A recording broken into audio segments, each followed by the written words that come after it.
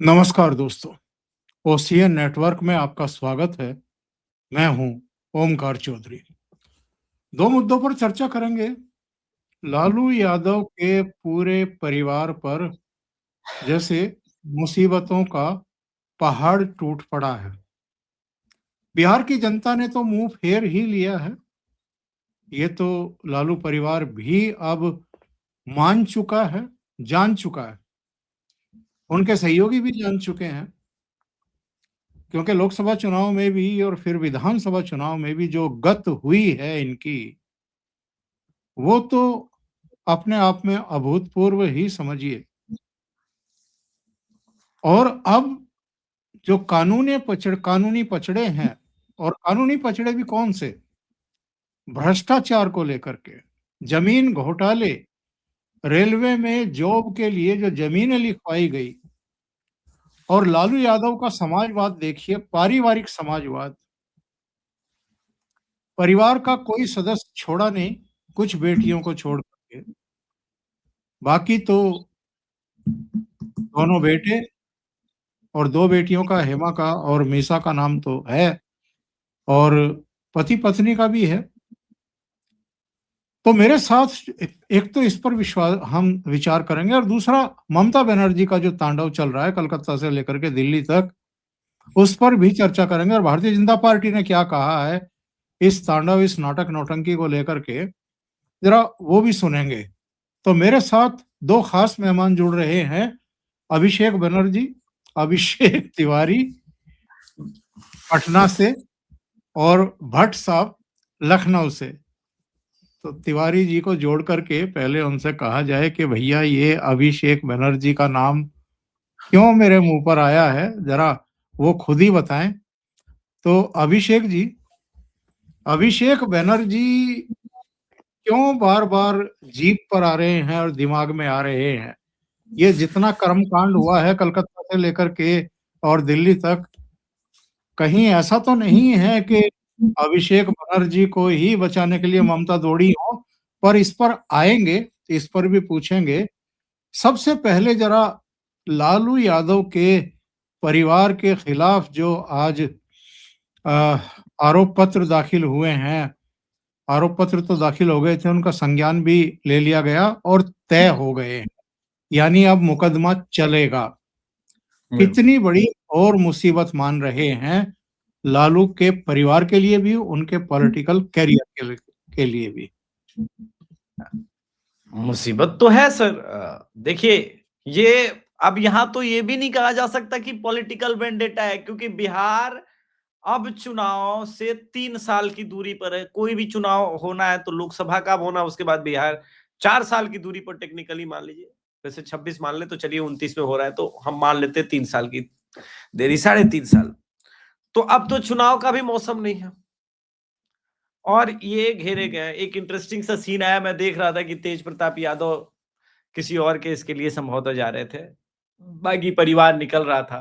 तेजस्वी यादव से hi hello तक नहीं हुआ। अलबत्ता मीसा भारती का हाल-चाल ज़रूर पूछ लिया।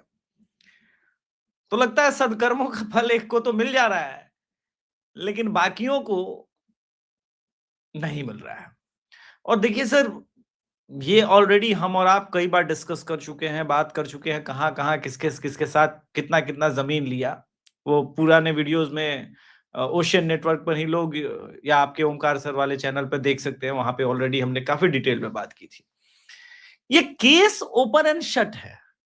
इसको जितना पॉलिटिकली लोग डिले करा सकते थे, जो इन्फ्लुएंस लगा करके वो किया जा सकता था, और बात है। लेकिन जिनके साथ ठगी हुई है, जिनकी ज़मीनें गई हैं और अब तो उनके बच्चों के पास नौकरी भी नहीं रही, ग्रुप 4 के लिए, ग्रुप डी के लिए। बताता है सर कि एक आदमी को जिसके पास सीमित संसाधन थे, जो यही पटना के पड़ोस में यहाँ से 1.5 किलोमीटर की दूरी पे है, पटना एग्रीकल्चर इसके प्रांगण में रहते थे। बहुत साधारण परिवार था और आदमी को पैसा और भूमि की ललक कहाँ तक लेके गई। प्रदेश ने लाड दिया, प्यार दिया, मुख्यमंत्री बनाया। इनकी पत्नी मुख्यमंत्री बनी, स्वयं रेल मंत्री बने, यहां तक कि इतने बड़े पॉलिटिकल पावर रहे, इन्फ्लुएंसर रहे कि कह दिया लोकसभा में कि अब तो गुजरलवे पीएम बनी, तो गुजराल ही पीएम बने। ऐसा धमक, ऐसी हनक, मुलायम सिंह यादव पीएम बनते बनते रह गए। बहरहाल ऐसा धमक, ऐसा हनक, अपने आंखों के सामने परिवार टूटते देखे, कुनबा टूटते देख रहे हैं और राजद को ध्वस्तीभूत होते भी देखा। जब मैं कह रहा था बिहार चुनाव से पहले अलग अलग चैनल पर, अलग अलग मंच पर, कि इस बार राष्ट्रवादी यादव तेजस्वी यादव के साथ नहीं है, तो लोग हंसी उड़ाते थे, कहते थे असंभव है। किंतु भूल गए कि लालू यादव जिस बरगद के पेड़ थे, उस समय तो लौकुश समीकरण भी उन्हीं को वोट करता था, दलित समाज भी उन्हीं को वोट करता था और यादव समाज भी उन्हीं को वोट करता था। कहानी तो 94 के बाद बदली, जब नीतीश कुमार उनसे अलग हुए। किस मुद्दे पे अलग हुए? पहली बार नीतीश कुमार भ्रष्टाचार के मुद्दे पे। तो पहली सरकार से जो शुरू हुए निरंकुश भ्रष्टाचार। अच्छा, भ्रष्टाचार को एक सेकंड के लिए साइड करते हैं। जिस जिस प्रकार के अपराध हुए बिहार में, इनके नेतृत्व में, इनके राज में, उन पापों का कर्मफल इनके ऊपर आएगा कि नहीं आएगा? आज पूरा परिवार पिस रहा है, क्या बेटी, क्या दामाद, क्या बेटा। तो इसके पीछे कौन है? इसके पीछे इनके अपने कर्म है और उन कर्मों की सजा मिलनी है। देखिए, इस केस में जेल होना तय है। अब या तो लालू प्रसाद यादव के अंदर इतना विशाल हृदय है कि वो सारा आरोप अपने ऊपर लेकर के बाकियों को आरोप मुक्त करवा दे। जीवन के इस अंतिम समय पर है, जेल में ही रहेंगे, खत्म हो जाएंगे, बात अलग, ये कर सकते हैं। या दूसरा, सबको ले जाए, हम तो डूबेंगे सनम, सबको ले डूबेंगे। जी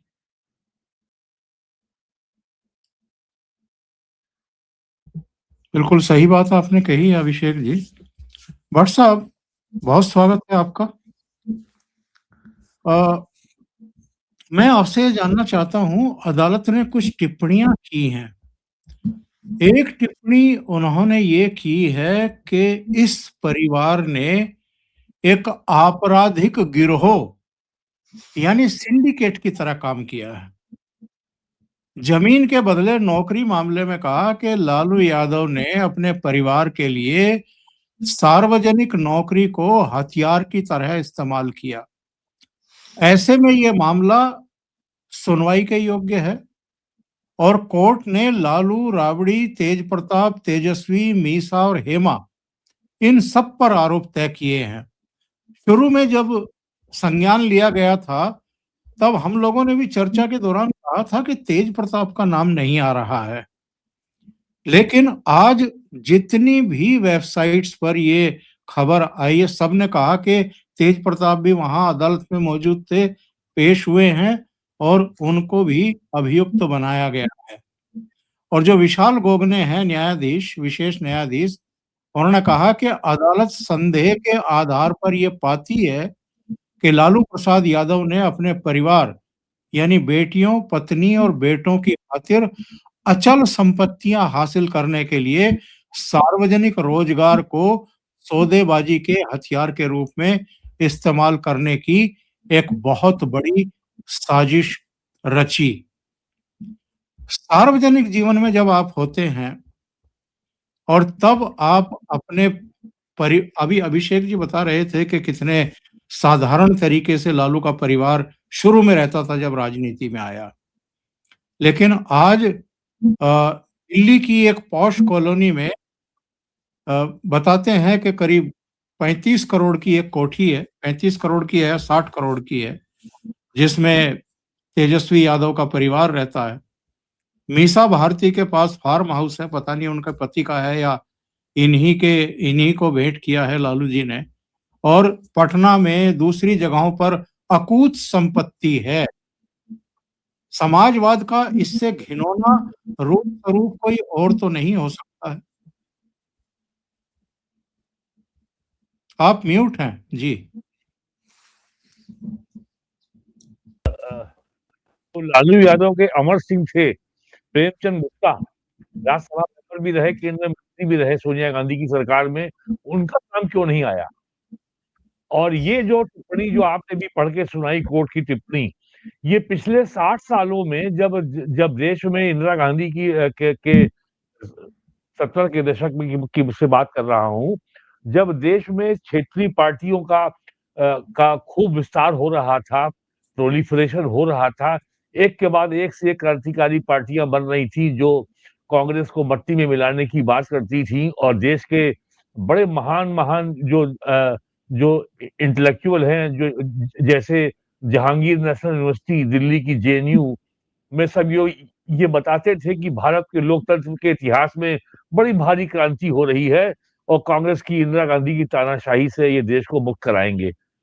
आज लालू यादव के संग जो हुआ है वो ये बताता है कि ये क्षेत्रीय पार्टियों का और या कांग्रेस का जो गोल पोस्ट था, सत्ता में आने का उद्देश्य एक ही था। ना तो कोई विचार था, ना कोई इकोनॉमिक्स, ना देश की अर्थव्यवस्था के लिए, समाज के लिए, जनता के लिए कोई विजन, कोई सोच था ही नहीं। केवल जाति के आधार पर जो है दंगा मचाओ और सवर्णों को गाली दो और थोड़ा मुसलमान को ले आओ और उसके बाद जो है किसी तरीके से विनिंग कॉम्बिनेशन बनाओ और नारा दो, भूरा बाल साफ करो, भूमिहार राजपूत ब्राह्मण लाला, और उसके बाद सत्ता में आ जाओ, जम के लूटो। कहीं कोई पूरी बेशर्मी के साथ लूटो और जब फंसो तो फिर गाली दो ब्राह्मणों को, भूमिहारों को कि ये देखो इनको एक गरीब यादव का आगे बढ़ना बर्दाश्त नहीं हो रहा तो ये हमारे ऊपर ये सब कर रहे हैं। तो ये जो आज हुआ है और ये कहानी क्षेत्रीय पार्टियों की पूरे देश में है। यूपी में बहुजन समाज पार्टी, समाजवादी पार्टी, हरियाणा में चौटाला की पार्टी, पंजाब में अकाली दल, दिल्ली में दिल्ली में आम आदमी पार्टी, और वही हाल है आपका तमिलनाडु में, और वही हाल है बिहार में अन्य पार्टियों का। केवल एक क्षेत्रीय पार्टी है जो सारे आरोपों से मुक्त है, वो है उड़ीसा की बीजू जनता दल। झारखंड में क्या हाल है ये भी आप देख रहे हैं। तो लालू यादव जो मूरा बाल साफ करो, इनकी कुल मिला के जो इनका राजनीतिक दर्शन यही था, भूमिहार राजपूत ब्राह्मण लाला साफ करो। तो ये जो घटनाक्रम आज हुआ है और मैं तो मानता हूं कि बीजेपी का सबसे बड़ा योगदान है कि कम से कम 10 राज्यों में उसने इस तरीके की जो डग्गामार पार्टियां थी जिनका कोई पॉलिटिकल विजन नहीं था, आज उन सबकी कबर तोड़ी है। जैसे लेटेस्ट है महाराष्ट्र की शिवसेना, नाम हिंदुओं की सेना थी, अब वो जो है अब वो इस्लामी सेना बन गई है केवल सत्ता में रहने के लिए। आज मैं उनका उद्धव ठाकरे का इंटरव्यू देख रहा था एक चैनल पे, तो कह रहे थे कि बंबई का मुसलमान हमको वोट देगा, और ये वही पार्टी है जिसके पिताजी कहते थे बाला साहब ठाकरे की पाकिस्तान का मैच हम बंबई में नहीं होने देंगे, अगर होगा तो हम पिच खोद डालेंगे। पिच खोद डाले आदित्य थे वो। ठाकरे ने तो एक और महत्वपूर्ण बयान दिया है। उन्होंने कहा किन्होंने? लंदन के मेयर सादिक खान की मुखालफत करती है बीजेपी, बहुत गलत है। और न्यूयॉर्क के मेयर ममदानी के खिलाफ भी बीजेपी ने मोर्चा खोल रखा है। इसीलिए अमेरिका ने 50% टैरिफ लगाया है। मतलब न्यूयॉर्क के मेयर के खिलाफ ये बयान जो आप बता रहे हैं, ये बताता है कि क्षेत्रीय पार्टियों का वैचारिक खोखलापन और वैचारिक दिवालियापन कितना गहरा है। इनके पास कोई विजन है ही नहीं। एक बड़ी पार्टी आई थी यूपी में 85 में, नारा था तिलक तराजू और तलवार। इनको 85, ये 15, पता ही 90 नहीं, तक बोलते थे। भट्ट साहब इनको ये पता ही नहीं है कि ममदानी किस पार्टी से है और डोनाल्ड ट्रंप किस पार्टी से है। हाँ, तो आज क्या हाल है बहुजन समाज पार्टी का? यूपी विधानसभा में एक विधायक है, कहने वो पार्टी बहुजन समाज की है, दलित की पार्टी है। जो एक विधायक है वो भी ठाकुर है। विधान परिषद में एक मेंबर नहीं है, राज्यसभा में एक मेंबर नहीं है, लोकसभा में एक मेंबर नहीं है, राज्यसभा में केवल एक है जो कि इस वर्ष 2 महीने में रिटायर हो जाएगा। तो ये क्षेत्रीय पार्टियों ने जिस तरीके से जाति, मजहब, क्षेत्रवाद, भाषावाद, रीजनल इम्बैलेंस और आपका और एथनिक डिफरेंसेस और जितनी भी समाज में फॉल्ट लाइंस हैं, उसको एक्सप्लॉइट करके 10 साल, 15 साल, 20 साल जो इन लोगों ने मौज मारनी थी मार ली है और जम के लूटा है। ये बात आज लालू यादव के परिवार के बारे में जो सुप्रीम कोर्ट ने टिप्पणी की है, वो ये सॉरी जो दिल्ली की सेशन कोर्ट ने जो टिप्पणी की है वो ये इस पूरे पिछले 6 दशकों में भारत की राजनीति में लोकतंत्र के नाम पर, जनता को धोखा देने के नाम पर जो क्षेत्रीय पार्टियों ने किया है, ये उनके ताबूत में आज सेशन कोर्ट ने कील ठोकी है। यूपी में समाजवादी पार्टी 4 नवंबर में जब एफआईआर शुरू हुआ तो पूरी तरह बिखरे हुए थे कि ये सब दलित, पिछड़े, अल्पसंख्यक और महिलाओं को वोट के अधिकार से वंचित करने का षड्यंत्र है। 15 दिसंबर को योगी आदित्यनाथ ने बयान दिया कि साहब 4 करोड़ वोटरों के नाम कट गए हैं, इसमें 85% लोग बीजेपी के समर्थक हैं। तो समाजवादी पार्टी में भागड़ा होने लगा और नगाड़े बजने लगे, अब तो हमारी सरकार आ रही है। 26 दिसंबर को जब ड्राफ्ट रोल पब्लिश हुई तो वो जब एसआईआर समाप्त हुआ और तो फिर समाजवादी पार्टी में फिर वही शुरू हो गया, ये तो दलितों, पिछड़ों के लिए हमारे खिलाफ जो है साजिश हो रही है। तो इनके पास कोई आइडियोलॉजिकल आधार है ही नहीं। कोई इंडिया जैसे विविध इतने वास्ट देश को, जो अपने आप में एक सब कॉन्टिनेंट है, जहाँ पे इतनी विविध भाषाएं हैं, दुनिया में ऐसा कोई दूसरा देश नहीं है जहाँ इतनी भाषाएं हो, इतनी भौगोलिक यहाँ पे भिन्नता हो और डाइवर्सिटी हो, जहाँ दुनिया का हर मजहब यहाँ मौजूद है, सनातन धर्म सबसे प्राचीन संस्कृति यहाँ मौजूद है। ये भारत को नहीं जानते, ये देश को नहीं जानते, ये रामचरितमानस को गाली देते हैं, सनातन धर्म को गाली देते हैं। ये इनकी समझ है भारत के बारे में लालू यादव की पार्टी की और समाजवादी पार्टी की। और डीएमके के नेता स्टालिन ने तो डेंगू और कैंसर और एचआईवी जितनी भयानक से भयानक उपमाएं हो सकती हैं वो सब दे डाली सनातन धर्म को। लेकिन जो अब्राहमिक मजहब है, क्रिश्चियनिटी और इस्लाम, इन्होंने कितने करोड़ों लोगों का नरसंहार किया है पिछले 1500 सालों में, उसके बारे में इनके पास बोलने को एक शब्द नहीं है। इनको भारत से घृणा है, इनको सनातन से घृणा है, इनको हर चीज भारतीय से घृणा है, इनको हिंदू शब्द से घृणा है। लालू यादव कहते हैं कि कुंभ मेला तो फालतू हो रहा है, लेकिन हैलोवीन फेस्टिवल जो कि न्यूयॉर्क में मनाया जाता है, वो उनके बंगले में बड़े हर्षोल्लास के साथ मनाया गया। जब क्रिसमस आया तो जो सेंटा क्लॉज है, उसकी फ्लाइट पटना में उनके बंगले में ही लैंड कर रही थी लालू यादव के। ये तो हालत थी इनकी। तो ऐसे लोग जो हैं, जो बिल्कुल अपनी सांस्कृतिक धारा से कटे हुए हैं, उनके संग जो आज सुप्रीम कोर्ट ने ये सेशन कोर्ट की जो टिप्पणी है, इससे बेहतर कोई इनके बारे में कमेंट्री हो ही नहीं सकती। जी जी हम भ्रष्टाचार तक सीमित रखें, आज चूंकि विषय वही है। तो अभिषेक जी, ममता बनर्जी और उनकी पूरी पार्टी और उनके वर्कर संगठन पूरा सड़कों पर उतर आया। ऐसा क्या हुआ था? और जरा सुनते हैं, रविशंकर प्रसाद ने आज प्रेस कॉन्फ्रेंस ली थी, तो जरा उसको सुन लेते हैं, उसके बाद में क्वेश्चन पे आता हूं। मैं स्क्रीन शेयर करके उनको सुनवा देता हूं।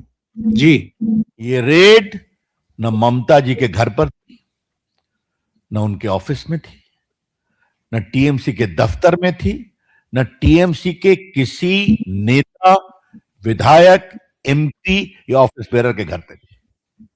ये रेड थी एक प्राइवेट कंसल्टेंसी फर्म जिसके यहां करोड़ों रुपए के मनी लॉन्ड्रिंग की शिकायत आई थी कोल स्कैम में, उसको फैसिलिटेट करने के। फिर कह रहा हूं, ये मैं नहीं कह रहा हूं, ये बाकायदे उनके स्टेटमेंट में है जो उनके वेबसाइट पर है। आपको वो कॉपी हम दे देंगे प्रेस के बाद।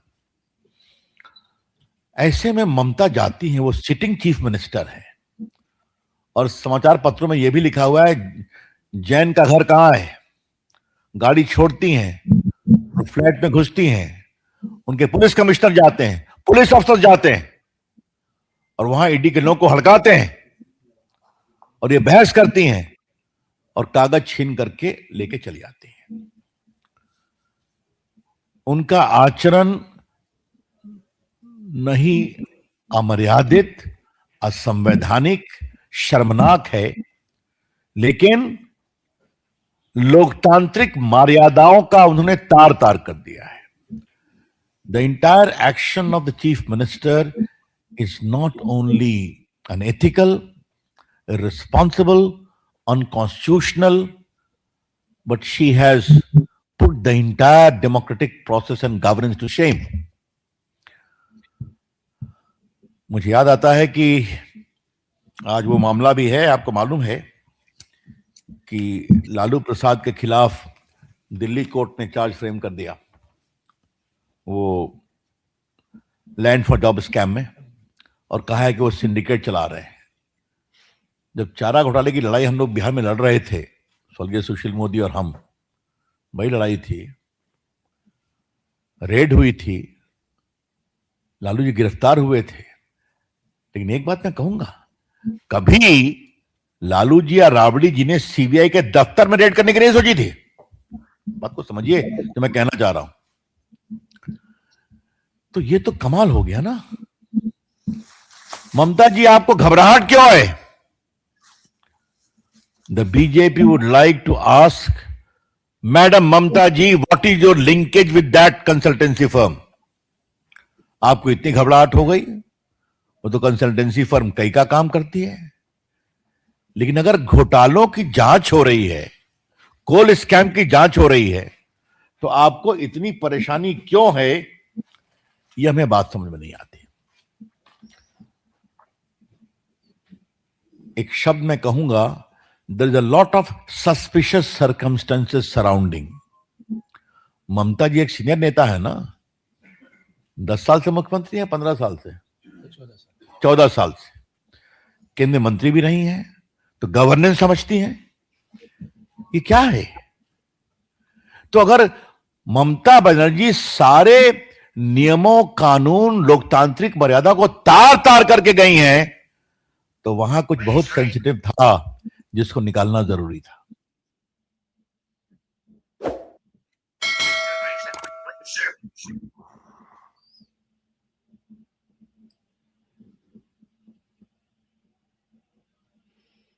दो राय है नहीं कि जो बदहवासी कल देखी देश ने ममता बनर्जी के चेहरे पर, उनकी बॉडी लैंग्वेज, जिस तरीके से कमिश्नर को लेकर के गई और वहां से जिस तरह उन्होंने दस्तावेज छीने, चुराए, उसको लेकर के तो खैर चलो अब मामला हाई कोर्ट पहुंच गया है, लेकिन हाई कोर्ट में भी इसकी आज सुनवाई ना हो तो पूरी भीड़ वहां पर ठेल दी गई। और जज साहिबा जो है ये कह करके कि ऐसे माहौल में, इतनी भीड़ में मैं सुनवाई नहीं कर सकती और अब 14 जनवरी को मैं इसकी सुनवाई करूंगी, वो उठ करके चली गई। आज कम से कम इतना तो करना चाहिए था कोर्ट को कि जो दस्तावेज उठा करके ले गई हैं ममता बनर्जी, उनको या तो वापस ईडी के सुपुर्द करवाने के आदेश देती कोर्ट, या उनको प्रिजर्व कर देती, उनको सील करवा देती कि कौन से दस्तावेज हैं उनको सील करिए और अदालत के हवाले करिए। लेकिन ऐसा भी कुछ नहीं हुआ है साहब। जी अभिषेक जी। दो चीजें हैं। पहली चीज कि ये हम और आप अगर करते या कोई भी, तो अब तक वो अरेस्ट हो जाता, उसी समय अरेस्ट हो जाता, उसी समय अरेस्ट हो जाता। पीएमएलए के अंदर हो रहा था। ममता बनर्जी चीफ मिनिस्टर है, लेकिन दूसरे स्टेट के लिए क्या स्टैंडर्ड सेट कर दिया। अब अगर मोदी सरकार ममता बनर्जी पर एक्शन नहीं लेती, देश की न्यायपालिका एक्शन नहीं लेती, तो इसके बाद हर एक भ्रष्ट स्टेट का सीएम, चाहे वो कोई भी हो, XYZ, वो ऐसा कर सकता है। तो ये बहुत गलत ट्रेंड सेट किया, पहली बात तो। Now come to the second part के अब भाजपा या फिर ईडी क्या करेगी पता नहीं, लेकिन देश के गृह मंत्री ऐसे मौके पर अगर चुप हो जाएंगे ना, तो मैं बार बार कहता हूं, अपने कैडर को ममता स्ट्रॉन्ग मैसेज देने में कामयाब हुई है।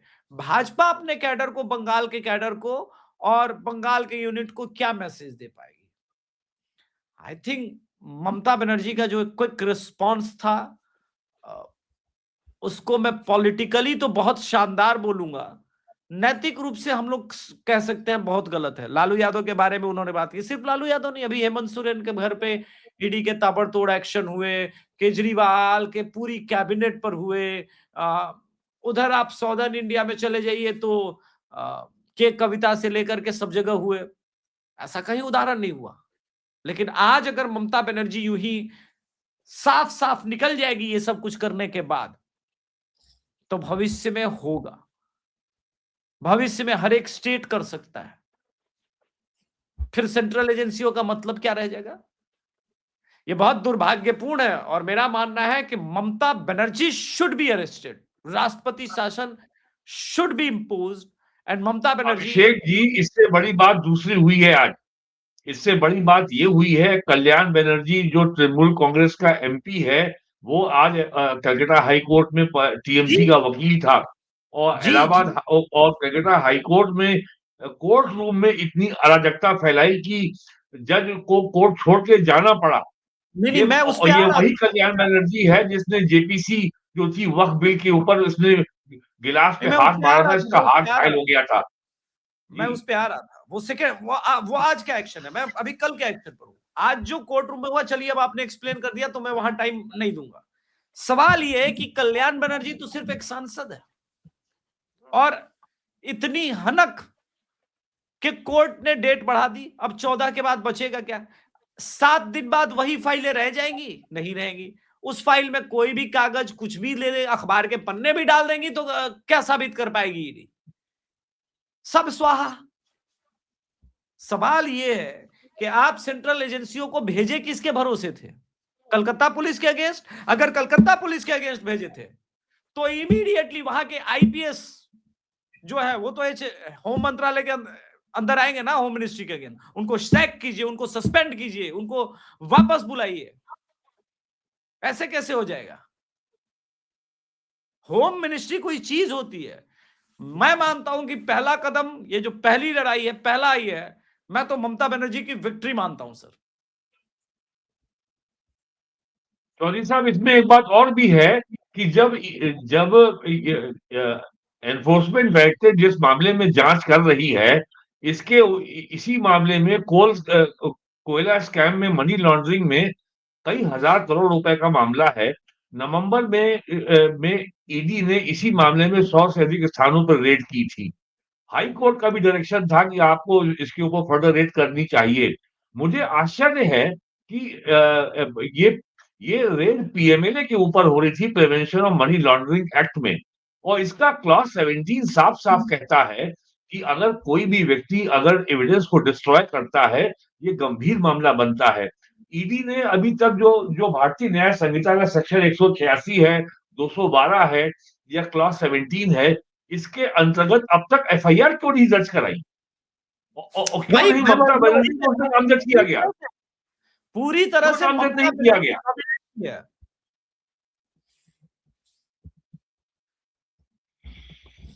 बिल्कुल सही बात है। चलिए अब आखिर में आईपैक के यहाँ जो रेड हुई है, वो रेड इसलिए नहीं हुई है कि वो टीएमसी की पॉलिटिकल कंसल्टेंट है। आईपैक के यहाँ रेड हुई है कि कोयला स्कैम में इसका नाम जुड़ा हुआ है और ये कंपनी जो प्रशांत किशोर पांडे की कंपनी है, ये कोयला स्कैम में इन्वॉल्व है।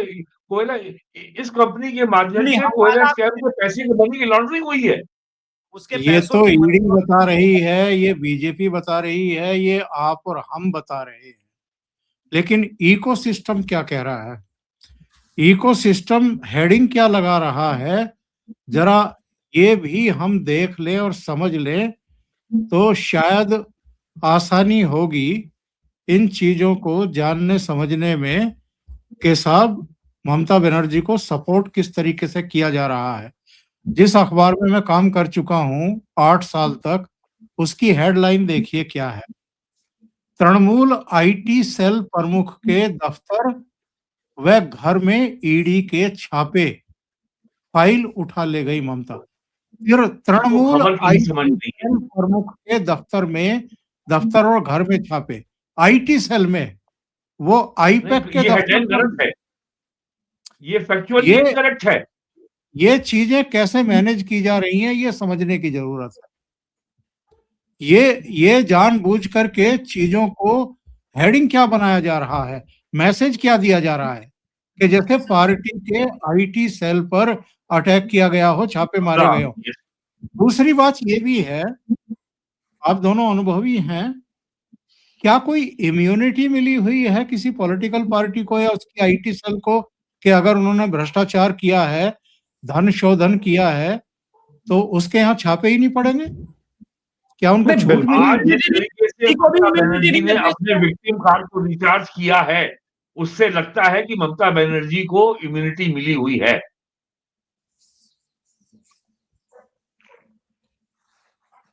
ईडी ने अब तक एफआईआर क्यों नहीं किया? मेरा एक दूसरा प्रश्न है, ईडी ने फैक्ट्स और प्रूफ को डिस्ट्रॉय करने के लिए, उसके साथ छेड़छाड़ करने के लिए ईडी ने एफआईआर क्यों नहीं किया?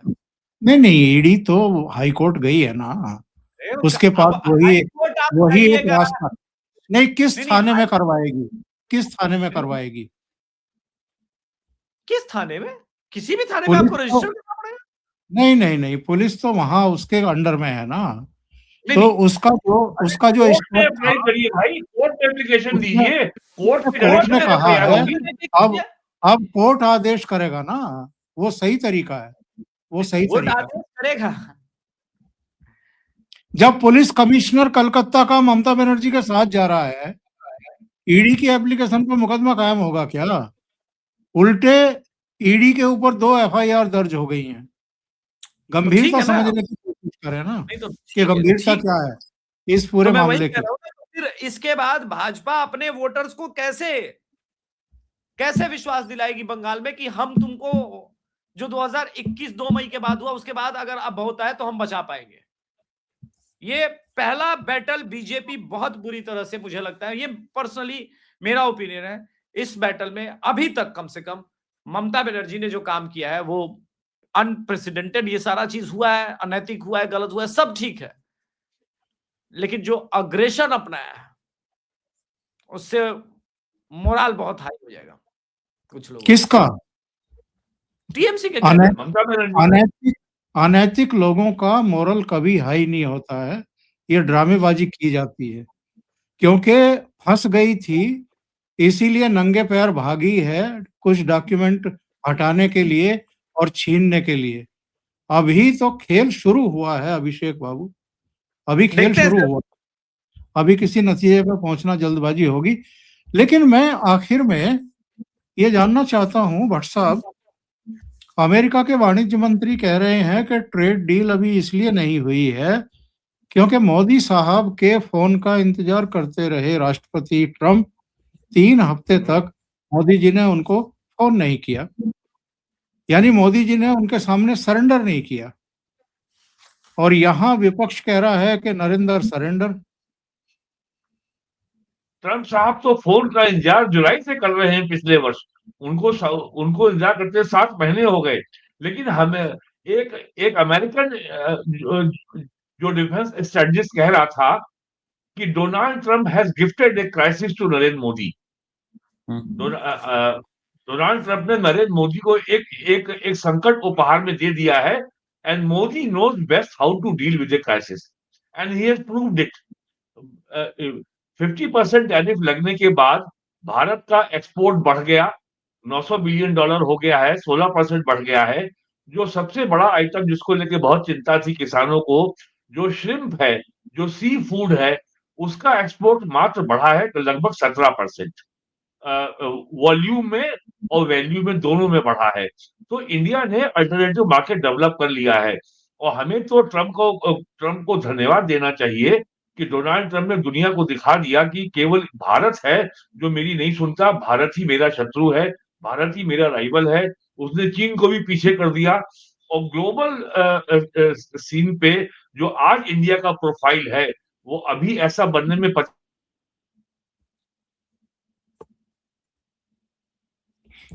लगता है नेट की समस्या है भट्ट साहब के यहाँ। जी अभिषेक जी। देखिए सर, मैंने सुना है वो पूरा आज कहना कि 3 फ्राइडे बीत गए, उन्होंने फोन नहीं किया।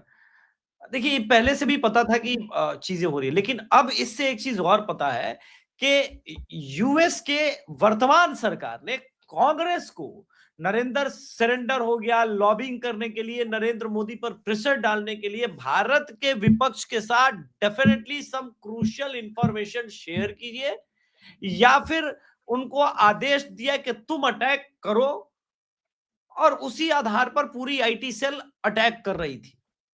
आपने देखा कि हर बार जब भी ट्रंप बोलते थे तो ये लोग कहते थे। इसका मतलब ये है कि विपक्ष इस समय ट्रंप का पपेट बन चुका है। वो ये भी आशा में है कि अगर यूएस के शर्तें हम लोग मान लेंगे तो यूएस में इतनी कैपेबिलिटी है कि वो हमें सत्ता तक लेके आ पाएगा। तो ये गंभीर स्थिति है, ये बहुत गंभीर स्थिति है कि क्या यूएस भारत के अंदर सत्ता परिवर्तन के लिए इन्फ्लुएंस करेगा?